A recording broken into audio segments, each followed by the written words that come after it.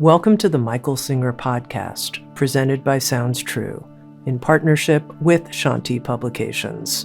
For more information about Michael Singer's work, access to all prior episodes, and information about upcoming releases, we invite you to join us at michaelsingerpodcast.com.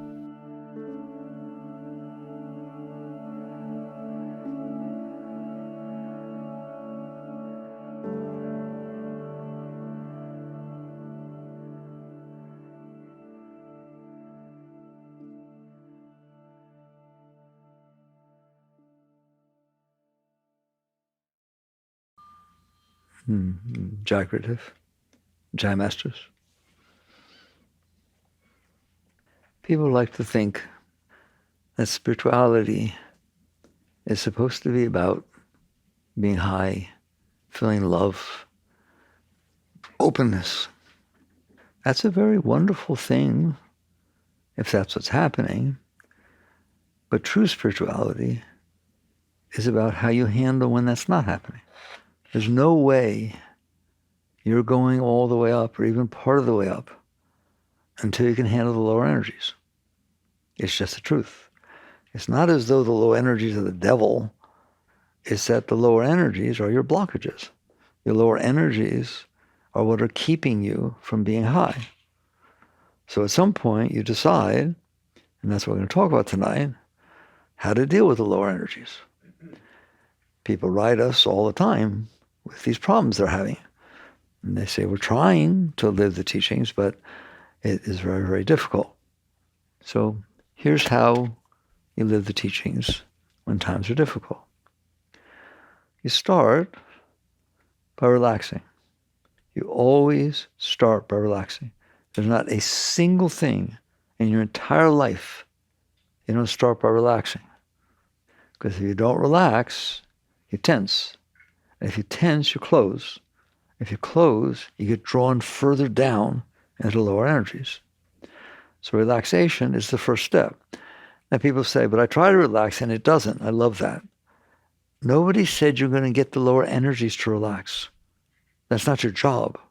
Your job is, can you relax in the face of the lower energies? No one, except a great master, but they don't do it by working with it, all right? Can make anger not be angry, can make jealousy not be jealous, can make insecurity not be insecure. They have their nature. Everything has its nature.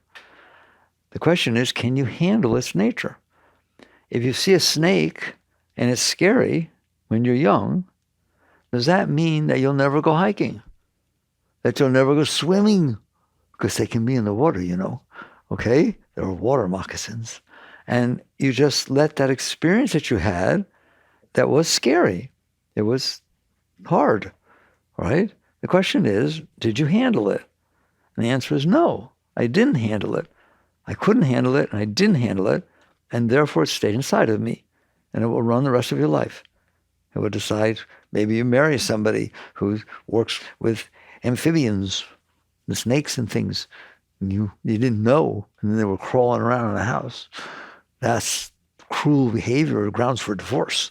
Okay? Somebody else says, wow, what a hobby you have. Okay? And it just depends on what you stored inside of you. It's not right or wrong or good or bad.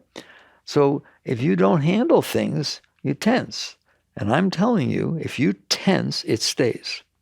It's that simple. If you tense up, you're closing. And you're saying the energy of the experience cannot continue its journey through the universe. It can't continue passing through you. I talked about before. You can't stop the experience from having happened. It did happen. Then it comes in and it causes different things inside of you. Different ones of you react differently to different things for lots of reasons. The question isn't why or what or right or wrong or good or bad or just or fair. It ain't got nothing to do with that ever. It's got to do with, did this happen? Yes or no? Yes. Okay, then it happened. Can I handle it? Can I accept the reality of the situation that just took place? If you can't, it will stay inside of you for your entire life. And that's the truth, and you know that. That is the essence of psychology. If you can't handle it, it's staying inside of you. And it's going to affect the rest of your life, every level of your life, not to mention spiritual. You ain't going anywhere with that stuff inside of you. You understand that? The only way you will ever feel high or love is when something helps you get around what's inside of you, not get rid of. It has to not touch it. Here's somebody who talks the way you always wanted. You had a dream of somebody who was like them, and they're just right, and you trust them, and they're going to be fair. Okay, now you can feel some love. Why? Because you were closed. Why? Because you stored this stuff inside of you. That's the only reason you're closed. Nobody's closed. Everybody's infinitely open and infinitely filled with love and infinitely filled with God and infinitely filled with ecstasy. Every single person, that is their state until they close. That's what you close to. That's what's so funny. You think you closed to what he said or what she did. No, you closed to the love that you're capable of feeling. A door closed keeps the outside out and the inside in. It closes both sides, doesn't it? So if you close to what somebody said or did or something that happened, you didn't just keep it away from you. You kept your heart from opening. You kept the Shakti from flowing inside of you. That's the essence of understanding spirituality. Every door has two sides.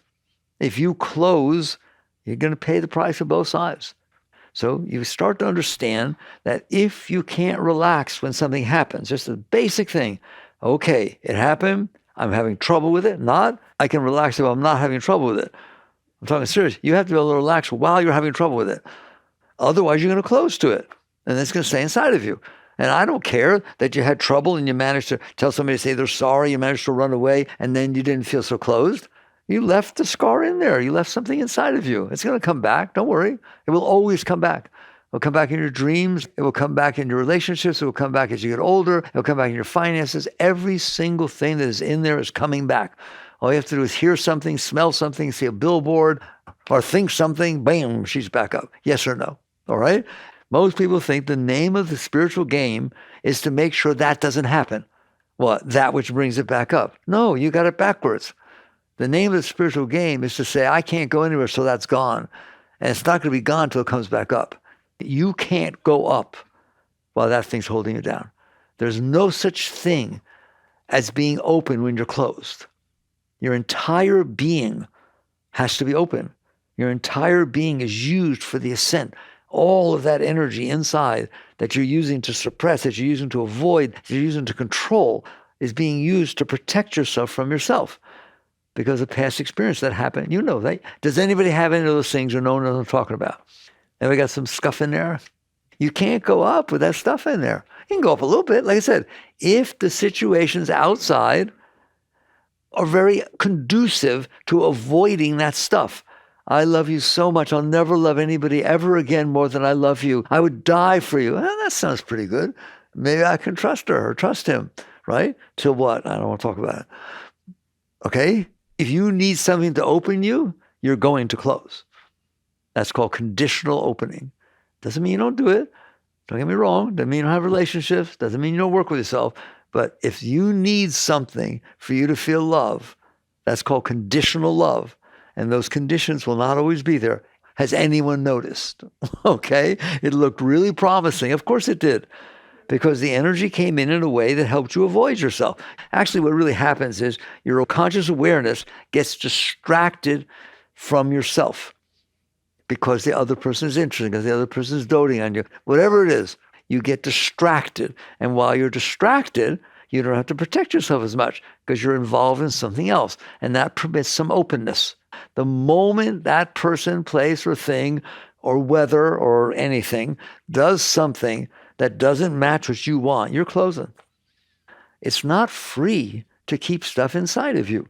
It's extremely costly. It destroys your entire life. Even the slightest thing you keep inside of you will affect the rest of your life. I don't like Florida. It's so hot.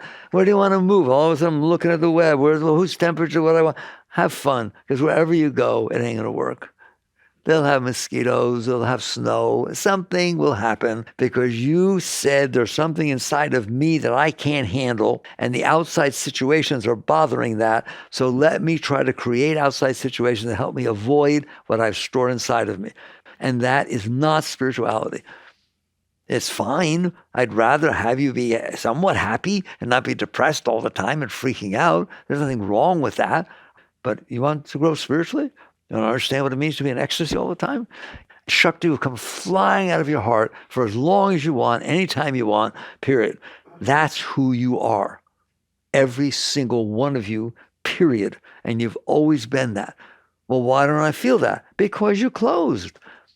You closed to protect yourself from the situations that happen to you. And that door has two sides. So when that door's closed, the Shakti can't come up. But for the door to open, you have to face the garbage you stored inside. So all of spirituality is about getting rid of the stuff you have inside of you. The question then becomes how, and we're going to talk about that in detail tonight. But you have to understand, it's not about finding some way to have a life that you don't have to deal with yourself. I did that. Let's go move out to the woods and be alone and avoid everything. I moved out to the woods. I was meditating hours and hours a day. I'm in the middle of nowhere. No one's out here. And a dog would bark, from a half a mile away. Damn dog. You can't do it. It doesn't work. You have to be willing to work with yourself to let go of anything inside of you that would close. But does that mean I don't deal with situations outside? No, it does not mean that. It means you don't deal with situations outside because you can't handle them. That's not why you deal with them. You deal with them by handling them and then see if there's something you can do to help, not to protect yourself, not to draw boundaries. I'm willing to let go of myself, period. If it's challenging me, I'm willing inside to let go of myself. Now what? You won't do it perfectly. Even the intent is good enough. You're not going to sit there and be able to let go of all that stuff. But if that is your intent, that changes everything. So now your intent is to, okay, I got weird. What do I want to do? Protect myself from what happened or use it to go to God? That's Ramdas's line. Use it to let go of myself. All right, so now I'm trying. Good. Situation's still there. Now that you're clearer and you're not reacting to your inability to handle it, can you see there's something you can do to help the situation? Not to help you. You're letting go of the best of your ability. Can I help the situation? Can I help the person who did this? Can I help what's happening? Is there something I can do positive, constructive, not protective, not reactive? And guess what? There always is. It is always the worst thing you can ever do is not be able to handle something. And because you can't handle it inside, you fight with it outside. That's like saying, get away from my stuff. I want my stuff. Don't you dare touch that. You hear me? Instead of sitting there saying, it's a growth experience, time to grow, time to change, and you start working with it. But that doesn't mean you don't deal with the outside. But I'm telling you, there's a big difference between saying, I can't handle this, and you better not do that. Go sleep on the couch for 3 weeks, or get away from me, I'm getting divorced. Right, just push it away because you can't handle it. As opposed to, all right, this is difficult, breathe, I want to be able to handle this. I used to, in my early days, he was so sincere, he was insane. He was so sincere that if anything happened like that, I would talk to him. Do you want to have to go through this again? What do you mean? All the stars are aligned. All nature has now brought to your doorstep that which is freaking you out. It was always in there, you hear me? But it hit it. Do you want to push it away and do what you can to keep it so you have to deal with it again? And you sit there and say, no, I want it to go. I don't want this inside of me. I don't want there to be anything inside of me that can't handle reality. You understand that? Why? Because reality always wins, doesn't it? Reality, in the new book, I define reality. I didn't have to write a book about it. When I went to write it, so I use the word reality a lot. They're going to want a definition. What is reality? Reality is what already happened. It already happened. You're not going to change it. Period. Nobody has ever changed what already happened. It's reality. That's reality. Okay? And that's how you deal with yourself. It happened. If I can't handle it, then there's something wrong with me, not something wrong with it. Because it's reality. It has the reasons, not right or wrong or good or bad or just or fair. Don't you kid yourself. I mean, go watch nature. Is nature fair? tornadoes go flying through a town and rip an entire street's houses apart, and the other streets are fine, nothing. And then the next day, the sun comes out. It's just a balmy, beautiful day. She never says she's sorry, does she? It's called reality. Reality. That's what it is. We define morals and rights and wrongs and preferences and fair and not fair and just, don't we? Those are mental concepts that we just make up. You know why we make them up? So that people don't hurt us. If you look at the law, what it's trying to say is you can have a certain amount of freedom, but the minute you bother somebody else, we better make some laws. It's really beautiful to study law like that, okay? The minute you bother somebody else, we better make some laws as to who gets to have their way. Okay? These are they're fine. It's wonderful. You better have some, right? But they're just human-made concepts. They have nothing to do with reality. There's galaxies out there crashing into each other, and black holes eating all of them. And they never say they're sorry, right? You know what we do? We take time and watch them. Oh, look, they just ate a star, right? But if one person, oh, you stepped on my toe. How dare you? I'm suing you. Then we have to have laws. Well, that's not what nature's about, is it? Okay? So don't you dare think spirituality is about fairness and justice. And it's not. Spirituality is about, can you handle reality? That's what spirituality is about. Can you handle reality? Hear me? It's not about right or wrong or good or bad. It's about, can you handle reality? Now, once you are able to handle reality, you are welcome to try and raise the energy in front of you. You're welcome to try to help. I would say this to everybody, like, if you can't stand the sight of blood, you can't handle it, I hope you're not the first person in my car accident. Because you can't help. Because you have a problem.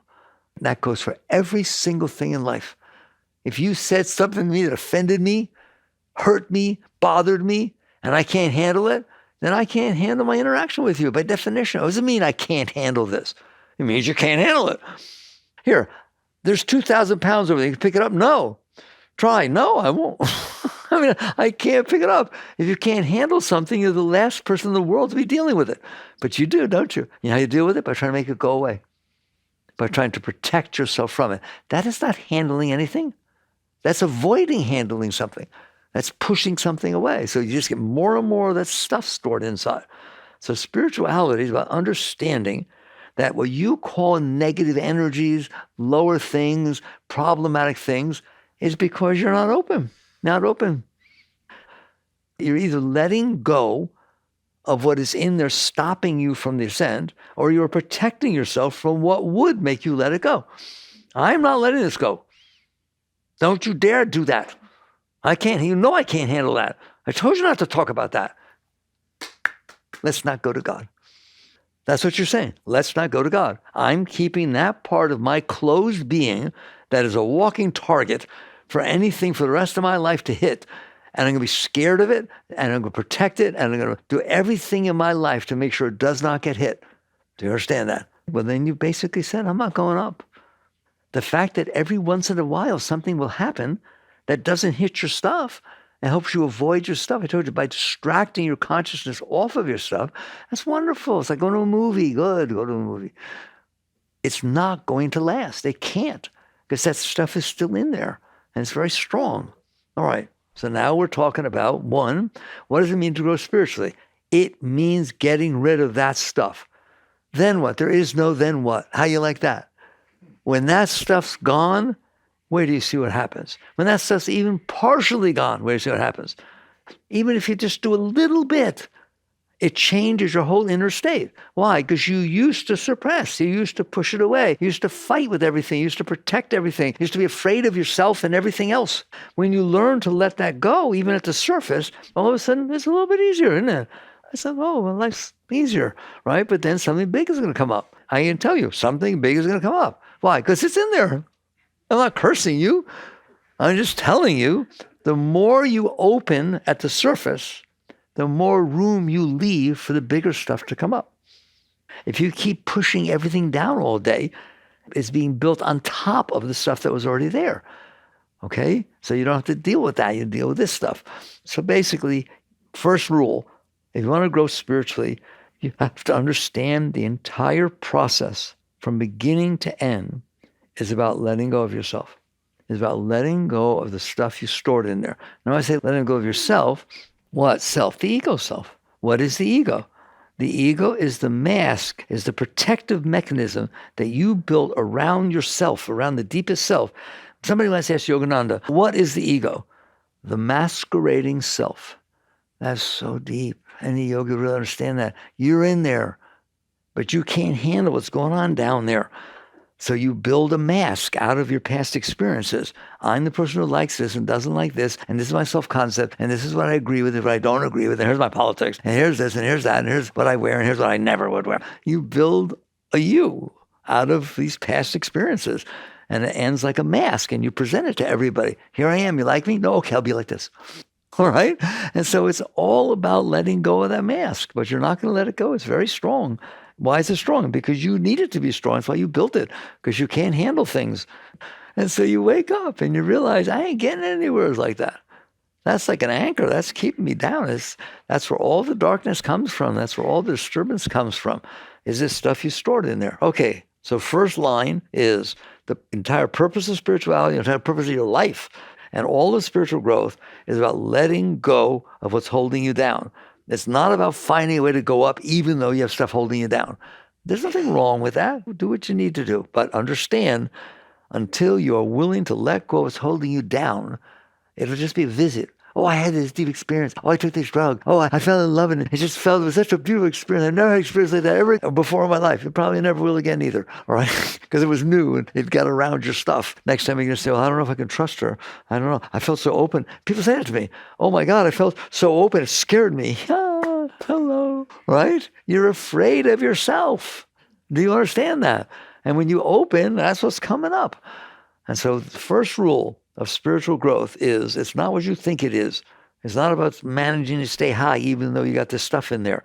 It's a matter about saying, fine, I'm glad I get high, I'm glad I get that energy, very nice. I'm not renouncing anything, but I know it's not about managing to avoid myself. It's about using the energy of high. Master said, make hay while the sun shines. That's what he means. When things are going okay, use that energy to be willing to let go of yourself. If you feel stronger, have a relationship, I love you, I feel good in your presence, but I'm not using this to keep that relationship. I'm using this to go to God.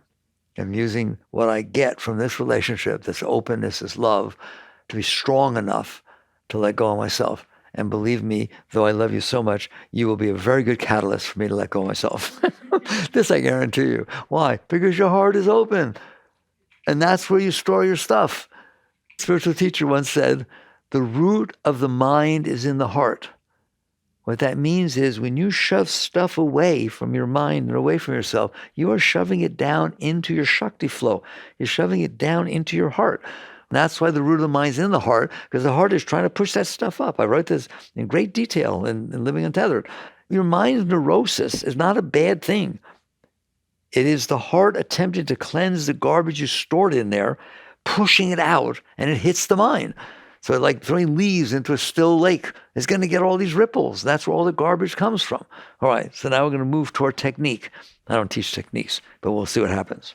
Why? Because if you have the intent, that is your technique. If you understand it's about cleansing, and that is your intent, you really don't need anything else. Just be true to that intent.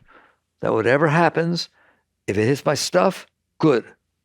There's an opportunity to let go the best I can. And that's how you live the rest of your life. And if you do that, don't you worry about a thing. But in the meantime, what happens is this. We got this stuff in there, and that's the cause of all disturbance, period. How do you know that? Because if it wasn't in there, you'd feel Shakti. And you'd be so filled with Shakti, you couldn't care about anything. And you'd be able to deal with things much better. But if you're not feeling the Shakti, and something hits your stuff, you go down. What does that mean, you go down? You don't go anywhere. Your consciousness gets pulled down into the lower energies. Talked about this the other day. Lower energies are very powerful. They're gross, they're heavy, so they pull your consciousness down into them. If we're sitting here talking, all of a sudden a bright light flashes, that's where your consciousness is going. If a loud noise happens, every single one of you turns toward the noise. Your consciousness gets distracted by the loudest, most powerful thing. And right now, the most loud, powerful thing inside of you is your garbage. And boy, if something touches it, bam, you go boom, right down there. Don't you? It pulls you down. It's hard to stay out, isn't it? So now what do you do if you're in a situation like that? Like, for example, someone says she has a lot of guilt about her life. I've grown tremendously, but now I look back at the things I did before and I feel guilty. All right? So there, people do that. Here's how you would deal with that. Let's just get right down to how do I deal with that's bothering my heart because I'm sorry that I behaved like that and hurt people and I would never do that. I don't know what to do because I feel so guilty. I don't want to see anybody. Okay, fine. Here's how you do it, right? You bring your higher self, your higher consciousness to bear, and you sit there and be strict. You be strict with yourself. You ask, if that same situation happened again, would you behave the same way? And every single time they look at me like, no, of course not. Now, you know what that means? You grew. That's what it means. And guess what? That's a wonderful thing. And you have the right to grow. And that's why you're here. So to feel guilty because you grew, that's ridiculous. To let what you grew into, the higher part of your being, judge what used to be that you're not anymore, that's where guilt comes from. Unless, by the way, if you purposely do something to hurt somebody right now, I hope you feel guilty. Okay? Because you got some growth to go through. But if you look back in your life, to me what it looks like is this. You failed and stayed back in third grade math. You now have a doctorate in advanced mathematics. You better be embarrassed. You failed third grade. How ridiculous is that? Okay? Turns out that because you just failed third grade, you worked so hard, that's why you ended up on a path of mathematics. It was a wonderful thing that you failed third grade. Every single thing, if you use it properly, is a growth experience. It's teaching you, and that's great, and you have the right to learn. Or if you're learning sports, say tennis, you're going to hit the ball into the net sometimes. Now you're a great tennis player, but you're embarrassed to see your coach who's coaching you and you stayed into the net. No, I don't want to think about it. Oh my God, that's ridiculous, isn't it? You should look back at the hidden in the net and say, thank you. Thank you. You taught me. You taught me to be better than that. That's what your whole life is. There's no shame, no blame, no guilt. If you can sit there and say, if it happened again, I would never behave like that. I've grown way past that. You should rejoice. You should look at whatever happened. And if every single thing that ever, if you're growing spiritually, you look back at your past and you kiss it. Every bit of it. Thank you. Thank you. You made me the man I am today.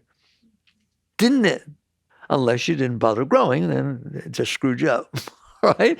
But that's your choice. If you used it, if you were married and it ended up in a divorce, a really ugly divorce, and you learned from it. You learned about what you did in a relationship. You learned how to deal with people better. You just learned a million things. Then if you see the person ever again, inside you say, thank you. Thank you for being a catalyst for this tremendous growth I went through. You should love your entire path. If your parents were screwed up and they did this and did that, love every bit of what they put you through because you made it through it. You're stronger because of it. There are childhoods you can go through where by the time you make it through, you look back and you say, wow, I love it because I will never, ever be challenged that much for the rest of my life. Maybe abusive parents, this and the other thing, or alcoholics. People go through all kinds of things. Should you feel bad about that? No, if you made it through that and you're not screwed up, you should feel good about yourself. And then you look back at mommy and daddy, your brother or sister, and inwardly you say, thank you. Thanks for the growth. You understand that? You don't want to hold stuff inside of you. Learn to appreciate your growth. Learn to appreciate the situations you go through in life that force you to grow. It's like people talk about a coach. Just go to the NFL football coaches or basketball coaches, this different stuff, right? They yell at people. No, don't go there. I told you not to go over there. Right in the middle of the game. That's embarrassing. No. That's what a coach does. He encourages you to be better. But he yelled at me. He's always picking on me. They pick on him, don't they? He's always picking on me. This is not fair. No. Life is your coach. Life is encouraging you to be great, isn't it? And you think it's knocking you down. Life is not knocking you down. Life is you presenting you with situations that you work with in order to become great, in order to become better than you are right now. Okay? So first, when a thing happens, it's going to hit your stuff. Let's get that straight. Everybody has stuff. Yogananda said, fully enlightened master, he said, to the day he died, God challenged him. Something would happen that caused him to let go, caused him to deal with stuff. It's nice to hear them say that. Okay? Well, you got a little bit more than that, right? You got a lot of stuff in there. And the purpose of your growth, of your spiritual growth, is to go through every minute of every day of your life, remembering the meaning of my life is not to protect my stuff. I made me cry. That's not the meaning of my life, to protect myself from myself. And you do that, don't you? No, that can't be the meaning of my life. That's like buying into my garbage. The meaning of my life is to be willing to allow life to bring up the stuff that's there. It can't bring up what's not there, don't worry. The person next to you is having no problem at all with the fact that your husband's talking a little close with somebody else. Ask them, what? Who? Okay? It's your stuff, and you have to own it. And like I said, it doesn't mean you don't deal with stuff, but first you deal with yourself. Always, every single time. That's what witness consciousness is about. I've meditated, I've worked myself. I'm conscious enough to see that my stuff's coming up. Okay? And the ego will always tell you to fight it. It will always tell you to run. It will always tell you to defend yourself. That's the ego's nature. That's where the ego came from, defending itself. So you just notice it and you say, time to go to God. Something starts coming up. Instead of, oh no, what am I going to do? Time to go to God. Time to grow. Time to grow spiritually. And then you do the best you can. All right, what do? First you relax. All right, so you stay conscious. Then your intent is, I want to the best of my ability. It won't all come up at once, don't worry. You won't let it, right? But I want at least a little piece. Some of it's going out. I'm going through the situation, and I'm going to have less in here tonight than I had this morning. I told you that. When you grow spiritually, when you wake up the next morning, you're a different person than went to bed the day before. That you had let go of some of that stuff during that day. You hear me? And don't say how much, just the best you can. Okay, now how do you do that? There's so many techniques. One technique that's taught to you, and I used to try it and found out that it's not that healthy, it's not that good, is to be strong, is to push it away, is to say, get back, ego, bam, yeah, get away, okay? And you get to the point where you realize, I don't know if the child's misbehaving, beating him doesn't really do that much good. And you learn compassion. Well, compassion for everybody else? No. Compassion for the fact that being inside of you is a mess because you made it a mess. You shoved every single thing that ever disturbed you inside of you. You stored it inside of you. If you store everything inside that disturbs you, you're going to be disturbed. And I'm telling you, whether you think so or not, you've stored every single thing you had trouble handling that disturbed you. You pushed it away and stored it inside. So what do you think it's going to be like in there? Right? It's like taking a kid every time they misbehave, lock them in a closet. And then someone convinces you that's not really that healthy. You think the kid's going to be loving to you when he gets out? You got some work to do. Hear me? Well, you got some work to do. So that little being in there who's all screwed up, you know what I'm talking about, you need to work with it. You need to raise it. You need to talk to it. You need to have compassion. You need to look at it as this little broken little thing that can't handle things because it's been locked in a closet. You suppress it, you locked it in a closet. You push it away. So you start by looking at it, saying, okay, relax. And then say, what's coming up that's causing this disturbance in my heart and my mind, all this noise, is the garbage that I stored down there. One, do you want it to come up or do you want to keep it in there? And your intent is, I am going to use this to let go of something. Now, what do? Do your best to relax. Like I said, what you think, relax your heart. If I say relax your heart is not going to relax in the midst of jealousy or in the midst of insecurity, but around the edges of your heart, you can relax. Here's your heart. It's tense. It's spewing stuff. Okay, I'm showing you with my hands. If you're listening, you can't see it. On the outside, give it some distance. Relax there. That gives it some room, a little bit of room to let go of some stuff. Say partially open. What else can you do? This is when mantra comes in. Very, very good. A really good mantra for the Western world is, I can handle this. I can handle this. You start talking to it. That's a really nice mantra, right? In the midst of I can handle this. I can handle this. Yogananda, he wrote poems all the time. He sang songs. What's your mantra? God, God, God, God, God. let your mind learn to say something really beautiful and really high, such as the name of God or whatever, okay, while you're going through this, so that it doesn't draw you down into it. Sometimes people ask me, aren't you suppressing it? No. What you're doing is keeping your consciousness at a higher level while cleansing is taking place. There's nothing wrong with that. You do not have to go down in there and, okay, I'm ready, dive in. Let me see how screwed up I can feel. All right? You're in there and you can raise yourself.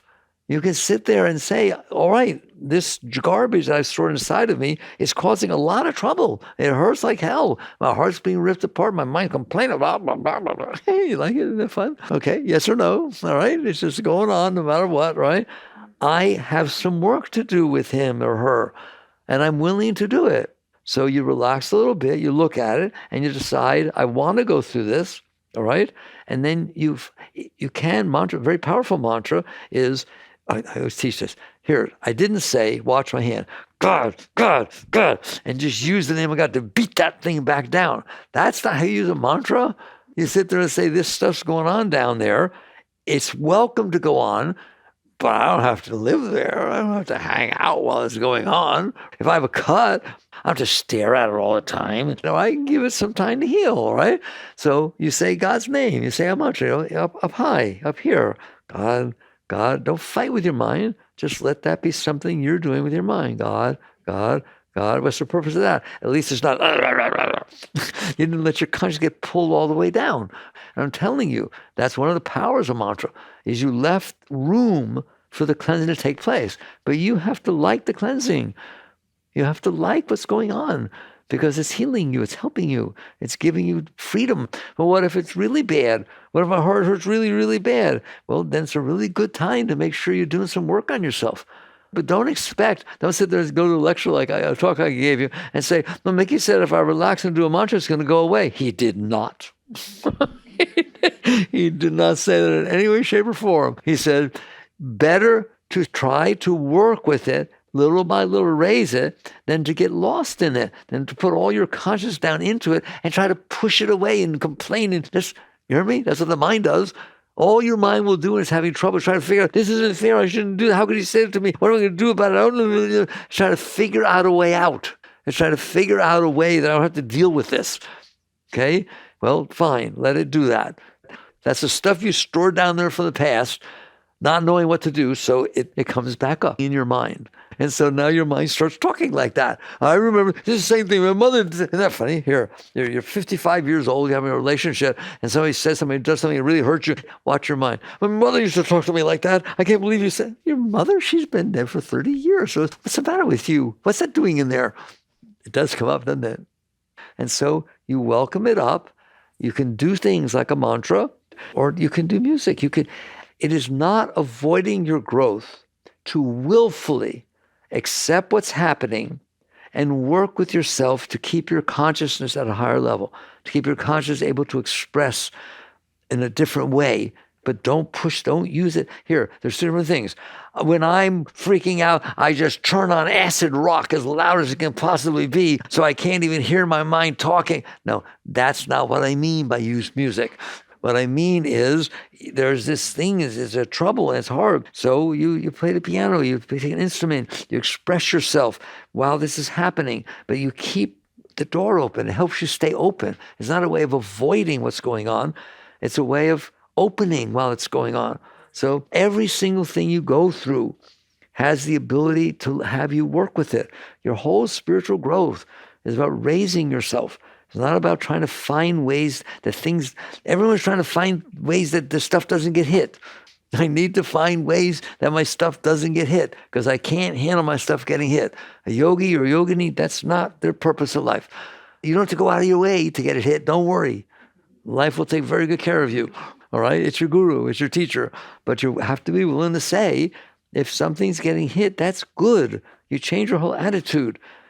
Instead of saying, I can't handle this, I take you to a neutral level. You neutralize, right? At least I'm not pushing it back down. I'm not freaking out. I'm not blaming everybody. You understand that? There's a higher state. You don't hear it, though. I love this. I love growth. I love the cleansing. I love the experience of the heart being torn to pieces, because what does that mean? It means the energy was blocked in there, and now something played with those blockages, and woof, go ahead. I love it, because all I want is liberation. All I want is freedom, and I will go through anything, and that's what this is. When you can get to the point where you love your growth, you love it, it wouldn't be bothering me if it wasn't in there. You'd be willing to let go of yourself. You're not going to be good at this. Do you understand? It is not a natural ego thing to do, all right? But it is a beautiful thing to do. Sit there and say, if anything challenges my heart or challenges my mind, I'm going to use it to go to God. And what does that mean about the outside? All of a sudden, I'm not shoving it back onto you who said something or did something, all right? And it's just amazing what happens when you're willing to use life to go to God. Master's favorite line from the Bible, I think it was in the front of autobiography, was, seek ye first the kingdom of God and his righteousness, and all things shall be added unto you. That is something I've seen in my life. It's not like you decide, oh, I want to be rich. Oh, I want to have a relationship. Oh, I'll attract it to myself by praying to God. You can do that. That's fine. But that's not what it says. It doesn't say decide what you want and then pray to God, he'll give it to you. It does not say that, or learn mantras that attract it to you. It says, seek ye first the kingdom of God and his righteousness. All right, what does that mean? Let go of yourself. Let that seeking, that intent to grow, be first and foremost. Be the pole star of your life. You do that, and all things will be added unto you. But you better not do it because you want all things added to you. You see the difference? Right? Because then that's what's first, that you want yourself to be first. Did anybody hear the difference? Okay? So somehow they missed that line. It's a life of abundance. Give your life to God and all good things will happen. It doesn't say that. It says, give your ego, your whole self, your personal self, let it be taken away from you, and everything gets attracted to you. That's the natural law of attraction. I don't teach the law of attraction. Is it there? Of course it's there. But should you be using it to say, I'm not okay with something, so I'm going to attract what I need so that I will be okay with what happens?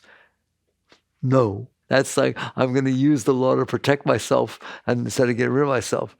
The law of attraction is I will just keep letting go, and then you'll see things come. See, we'll get attracted. So basically, we talked about the negative energies, and they're not negative. That's like saying, I have a sore. It's bad. No, it needs to be healed. You know, it's going through stuff. It doesn't look good. It's the body trying to heal itself. How dare you call that bad, yicky, or terrible? Something's wrong, hide it. It's something very special is taking place. Sometimes, somehow, something went wrong, and now the body's trying to heal itself. That's what the pain in your heart is. That's what the struggles in your mind are. They're the attempt to push that garbage that you stored in there out of you. But where's it going to go? Well, it's going to go through the heart. It's going to go through the mind. If you let it pass through, ultimately just relax through it, whoa, wait till you see what happens to you. Because it's cleansing your stuff. That's what happens with the body healing itself. It's exactly the same. Your heart and your mind have an immune system, just like your body does. But for your body to throw out impurities, it has to make the temperature go higher, make this happen, or something. It has to throw the impurities out. Your heart and your mind do not want that stuff in there. They do not want you taking the ugliest, worst thing that happened in your life that you couldn't handle and shoving it down into your heart. So they do what? They push it back up. You can't handle it. You think it's wrong. You have to get to the point where you love it. I love it. I love every second of it. Ramakrishna used to say, helter skelter, come what may. Just bring it on. So if you want to grow, really grow, you have to be willing to let this stuff go. How you go about it is your business. And nobody's saying it's about renunciation. Nobody's saying that if you meet somebody it makes you feel better, that's wonderful. But understand it's conditional. It's conditional. If it opened you, it means you were closed. All right? And if it opened you, it can close you. Have you noticed that? Was that line, we always hurt the one we love, the one we shouldn't hurt at all? Of course you do, because your hearts are open. So take the attitude, I took birth to go to God. That is the entire purpose and meaning of my life, is to leave with less than I came down with. I assure you, that's the purpose of your life. You make sure when you're on that deathbed that you look back and say, wow, did I grow? Did I learn by being put in that washing machine? I love it, and I wouldn't change a thing. Oh, boy. And I want you to be that way, not just on your deathbed, but on your bed every night and every morning. Okay. Thank you for listening about the deep stuff. Jagradath.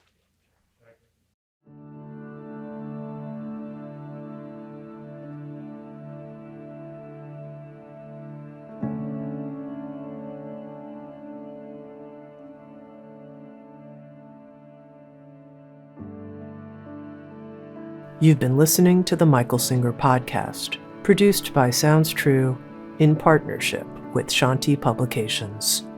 For more information on Michael's body of work and all back episodes, please join us at michaelsingerpodcast.com. Thanks so much for listening. Sounds True, waking up the world.